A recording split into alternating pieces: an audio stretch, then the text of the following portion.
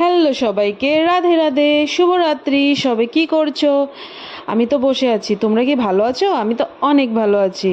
আশা করছি তোমরা অনেক ভালো আছো। তো দেখো, দিনটা ছিল সানডের দিন ভিডিওটা আপলোড করতে পারিনি, তো ভাবলাম যে আজকে আপলোড করে নিই।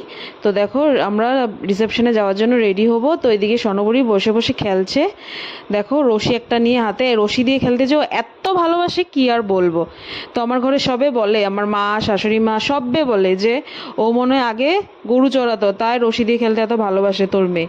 আমি বলতাম হয়তো গরু চড়াতো, নাহলে রশি দিয়ে খেলতে এত কেন ভালোবাসে? রশি হলে আর কিছু লাগেই না, অন্য খেলার জিনিস নেয় না। বাচ্চারা খেলার জন্য পাগল হয়ে যায়, কিন্তু ওর কিছু লাগে না। তো দেখো, আমি ফ্রেশ হয়ে নিই, তারপরে তোমাদের সাথে কথা বলবো আবার। তো দাদাভাই এদিকে ফ্রেশ হচ্ছে। তো দেখো, তোমাদের সামনে রেডি হয়ে আসছি। তো রেডি হয়ে চলে আসলাম তিনজন। দেখো রেডি, আমি চুড়িদার পরেছি, ওকে প্যান্ট টপ পরিয়েছি, আর দাদাভাই তো নর্মাল ড্রেস, ছেলেদের আর কি।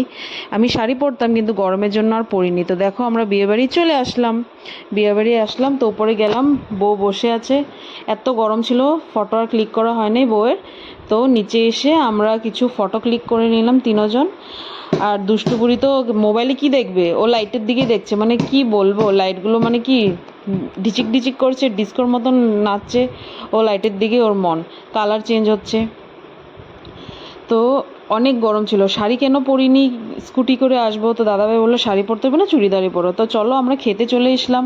খেতে এসে দেখো মেনুতে কী ছিল, ডাল, বেগুনি, পটল পোস্ত, কাঁঠাল দিয়ে চিংড়ি মাছ, কালিয়া ছিল, কাতলা কালিয়া ছিল, মাটন ছিল, আম চাটনি, আর একটা দইয়ের মতন কী ছিল জানি না। তারপরে সবাইকে আমরা টাটা করছিলাম। এটাও দাদার একটা মার্কেটের একটা দিদিভাই।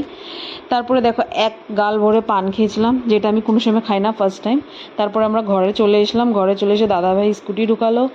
তারপরে দেখো, অনেক টায়ার্ড, বিয়া খেয়ে এসে যা হয়। তারপরে আমরা সবে টায়ার্ড হয়ে গেছি, গরমে আর ভালো লাগছিল না।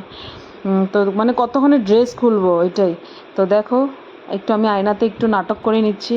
তো টাটা সবাইকে, নেক্সট ভিডিওতে আবার দেখা।